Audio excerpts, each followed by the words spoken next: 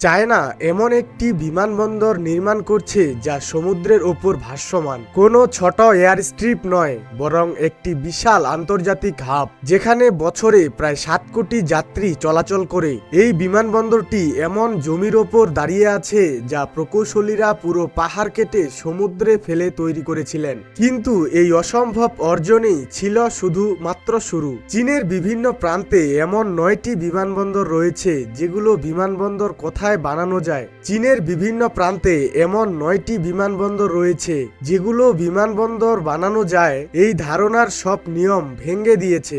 আর এই গল্পের শুরু হয় সবচেয়ে দুঃসাহসিক নির্মাণ প্রকল্পটি দিয়ে। স্বাগতম আপনাকে ভয়েস অফ রিমনের আজকের এপিসোডে। আজকের ভিডিওতে আমরা চীনের এমন একটি বিমানবন্দর নিয়ে আলোচনা করব যেই বিমানবন্দরটি কিনা সমুদ্রের উপরে ভাসমান অবস্থায় বানানো হয়েছে। ভিডিওটি খুবই ইন্টারেস্টিং হতে চলেছে, তাই সম্পূর্ণ ভিডিওটি দেখার জন্য আপনাকে বিশেষ করে অনুরোধ জানাচ্ছি। তাহলে চলুন আর বেশি সময় নষ্ট না করে ভিডিওটিকে শুরু করি।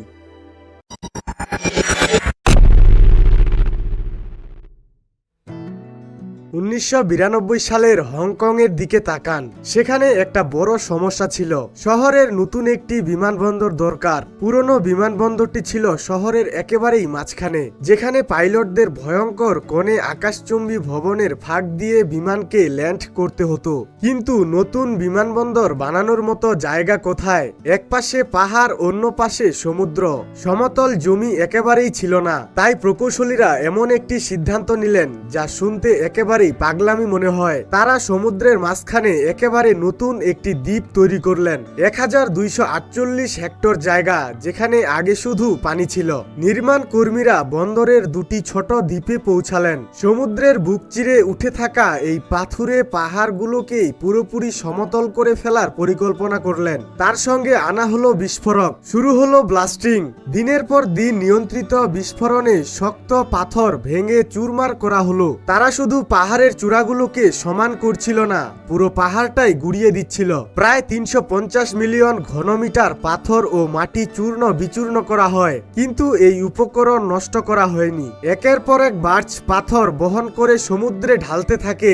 দানা দানা করে নতুন জমি তৈরি হতে থাকে। কিন্তু আসল কঠিন অংশটা ছিল অন্য জায়গায়। হংকং বন্দরের তলদেশ খুবই নরম। নদী থেকে আসা বহু বছরের পলিতে সেখানে কাদা ও সিল্টের স্তর জমে আছে। তার উপর রানওয়ে বানানো মানে ছিল যেন চলমান বালির ওপর ভবন দাঁড় করানো। সমাধান হিসেবে প্রকৌশলীরা ভিত্তির মধ্যে পাইল বসান।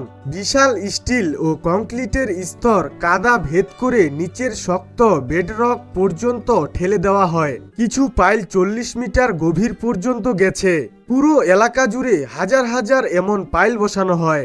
এরপর তৈরি করা হয় সি ওয়াল, সমুদ্র ঠেকিয়ে রাখার জন্য এক বিশাল প্রতিরক্ষা প্রাচীর, যা 100 মাইল প্রতি ঘন্টা গতির টাইফুনের ঝড় থেকেও বিমানবন্দরকে সুরক্ষা দিতে পারে, যেগুলো নিয়মিতই হংকংয়ে আঘাত হানে। এটি তারা ধাপে ধাপে নির্মাণ করেছিল। প্রতিটি কংক্রিট ব্লকের ওজন ছিল প্রায় 25 টন, আর সেগুলো মিলিমিটার মাত্রায় নিখুঁততায় বসানো হয়েছিল। শেষ পর্যন্ত এই দেয়ালটি পুরো পরিধি ঘিরে প্রায় 20 কিলোমিটার লম্বা হয়। কিন্তু ভেতরের জমি তখনও যথেষ্ট শক্ত ছিল না। পুনরুদ্ধার করা মাটি নিজের ওজনেই ধীরে ধীরে বসে যাচ্ছিল, সংকুচিত হচ্ছিল। শত শত টন ওজনের বিমান বহনকারী রানওয়ের জন্য তা ছিল অত্যন্ত অস্থিতিশীল। তাই তারা ব্যবহার করে উইক ড্রেন, হাজার হাজার উল্লম্ব কাপড়ের ফিতা, যেগুলো বিশাল সূচের মতো মাটির ভেতরে ঢুকিয়ে দেওয়া হয়। ফলে যে প্রাকৃতিক সংহতকরণে সাধারণত কয়েক দশক সময় লাগে, তা অনেক দ্রুত ঘটে। প্রাকৃতিকভাবে যে বসে যাওয়ার প্রক্রিয়ার 20 বছর লাগত, সেটিকে তারা মাত্র 2 বছরে সম্পূর্ণ করে।